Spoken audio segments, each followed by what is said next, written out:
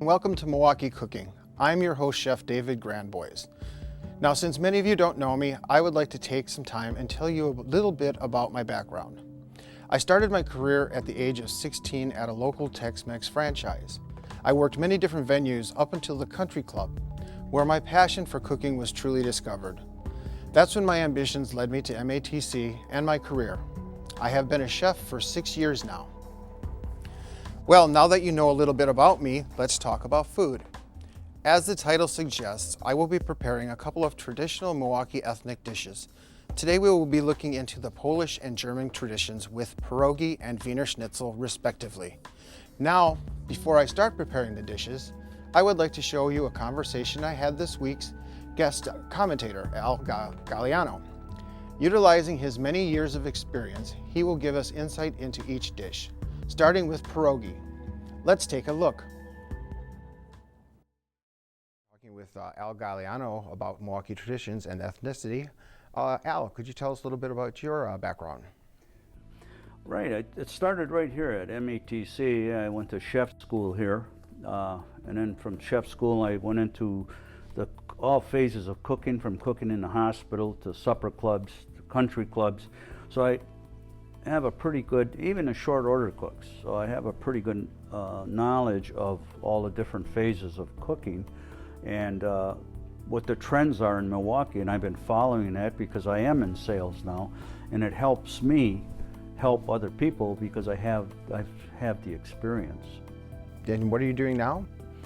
Right now I am like a consultant for a Gone Meat company, and we're developing a whole new program. Gone Meat's been around for 102 years, but now we're going, they brought me aboard to focus on Milwaukee and make it worthwhile to purchase or whatever. And when I go out to see the customers, I try to consult them the way it should, what is going on in the industry. And I've got a good history of following what is really happening. So Al, could you give us some thoughts on your takes on pierogis? Yeah, I can give you a little bit here.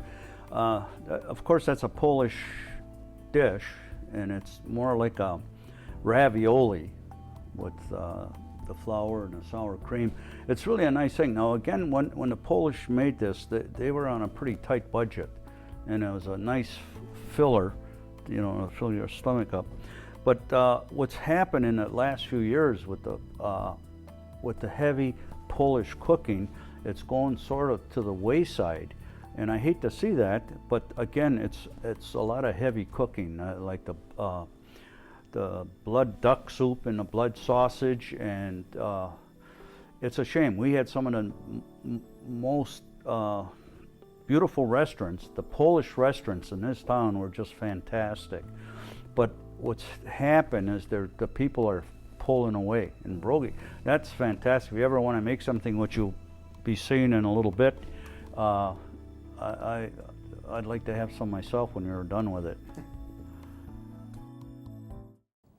Well, now that we have a little background on the dish, let's start preparing it. First, you will need, for the dough, 3½ cups flour, 3 large eggs beaten, 2 tablespoons sour cream, 1 cup water, more is needed, butter or vegetable oil for sauteing, and salt and pepper to taste. For the potato filling, you will need 3 medium baking potatoes peeled and cut in 1-inch slices, 2 tablespoons unsalted butter, more is needed, 1 tablespoon vegetable oil, 1 small onion chopped, 1 clove of garlic finely minced, a ½ teaspoon dried thyme, 2 cups finely shredded white cabbage, and 2 tablespoons freshly grated Parmesan cheese, 1 teaspoon chopped flat leaf parsley. And for today's preparation, we prepped the dough ahead of time and the filling. So to make the pierogi, first we're going to sprinkle the board with some flour, so keep the pastry from sticking. Going to take part of the dough,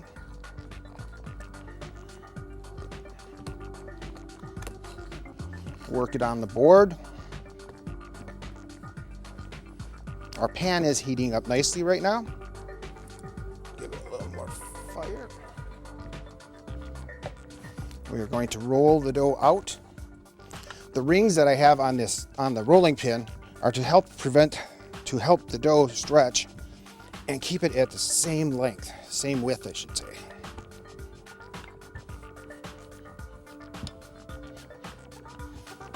There we are. Using our ring cutter, we're going to cut out simple circles.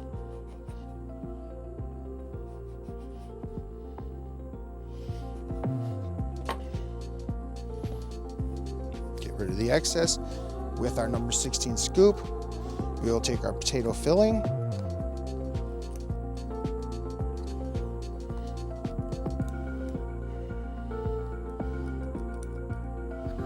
scooping out in generous amounts. And before we do the folding, let's get our butter in the frying pan.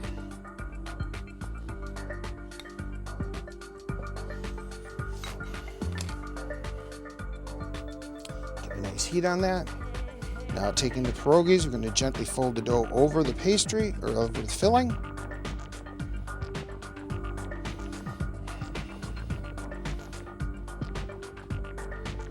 Crimping the edges.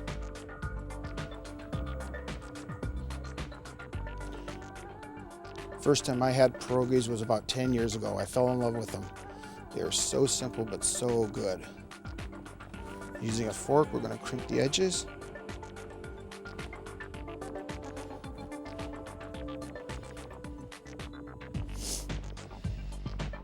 See, my pan is getting a little stubborn over there.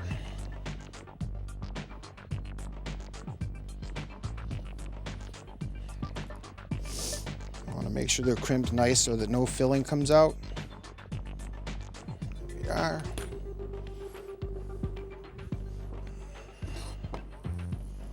Make sure our butter is nice and melted. Got a nice heat going. Gonna add the pierogies. Saute them until they're golden brown. Clean up a little bit.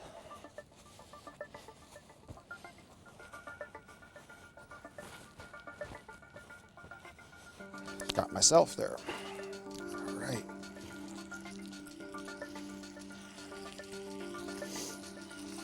All right. There we go. Nice saute on them. What's not to love? Pastry dough stuffed with mashed potatoes and sauteed in butter. Get ourselves a plate ready.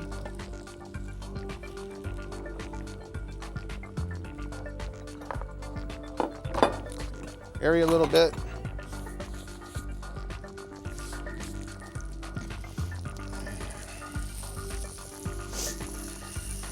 A lot of people that I've been talking to this week, they did not know what pierogies were. And some of them actually did. There we go. And these are just about ready. Plate them up.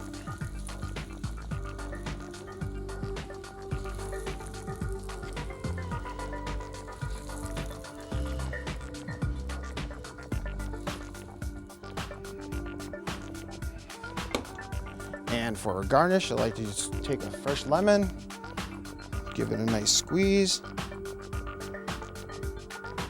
clean up the plate a little bit, and there you have pierogi. And there you have it, authentic Polish pierogi. Well, let's get back to our guest commentator so he can introduce our next dish. So Al, could you give us some thoughts on Wiener Schnitzel? Yeah, it's a German dish, and of course it's made out of the veal shoulder or the veal loin, or it could come out of the veal tenderloin, and that's still a good, famous dish in the German dishes that they make today. I think that is, no, I don't think, I know, it's the number one. And the only thing people got to be aware when they're making Wiener Schnitzel, that you have to make sure you cook it, it's on and off. You'll heat it on both sides for about 30 seconds, and then it should be served. Otherwise, your veal will just tighten up and get tough. And people think that the more you cook it, the more tender it is. Well, veal, it's just the opposite. it gets tougher. So but if someone knows how to do it in prepping, which I'm sure you're going to be showing them pretty soon, is you can't beat it, that veal schnitzel. It's something that everybody would like to try. And with the German restaurants, again, similar to the Polish restaurants, there's a lot of heavy cooking, and people are starting to fade away, except for the Wiener Schnitzel. Boy, I'm having a good time with that. But I still think for many years that's going to be a key product. And if somebody wants to do a special dish and have a niche, if they can put that out, they'd really have something. People would travel all over from 50 to 100 miles to try it. With that introduction, let's get right into preparing this German delicacy.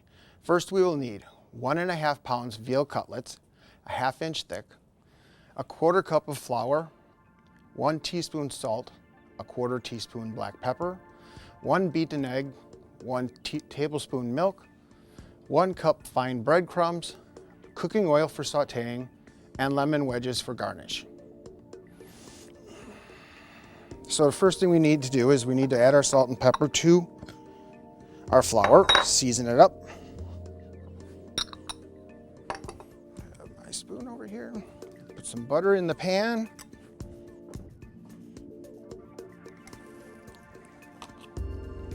With a little bit of olive oil.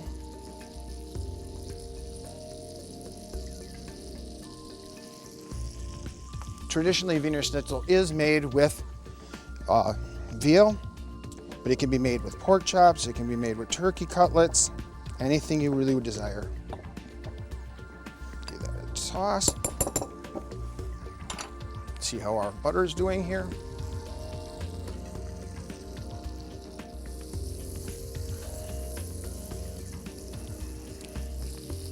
This is one of those times when the chefs really do appreciate the gas flame.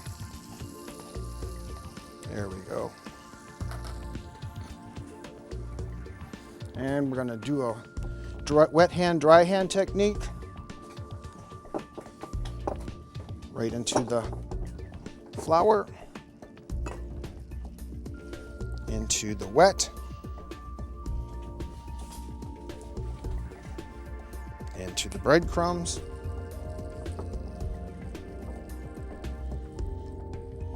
making sure it's very well coated.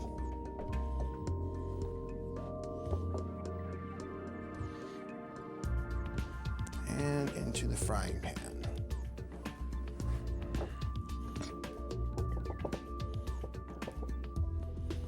Wet. And into the breadcrumb.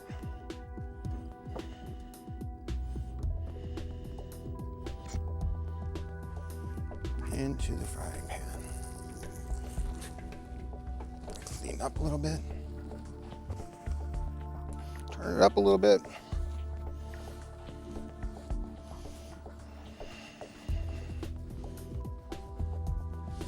As I was saying, you can use any kind of cuts on this, but just to make sure that they're thin, so that they cook up nice and fast. Oh, there we go.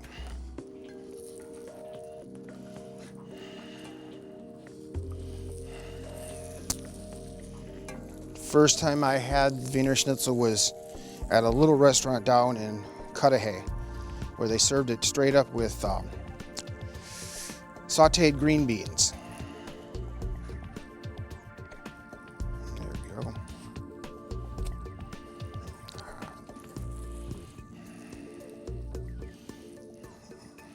These are turning out really nice.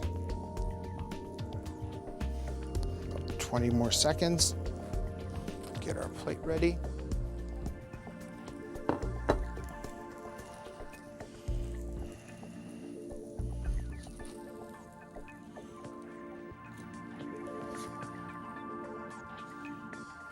we are.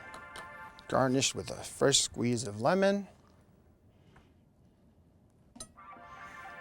And that is Wiener Schnitzel. Now before we go, let's get back to Al and thank him for his insight. So I'd like to take this time to thank you for stopping by and chatting with us and talking about our dishes today. Anything that you got like to say? Well, it was a pleasure coming down here, and I'd like to relate to something here. Cooking is an art of love, and you got to have it in your heart. Like you hear, like you say, well, you can't make it like my mother does. That's because your mother is putting all her love in that food, and there's no recipe that can change that. And that's what the chefs got to do. If they can put their love and their heart into that food, that's another way of being a great success. Yeah, thank you. And I'd like to thank you again for stopping by. You're welcome. With that said, it's time to go.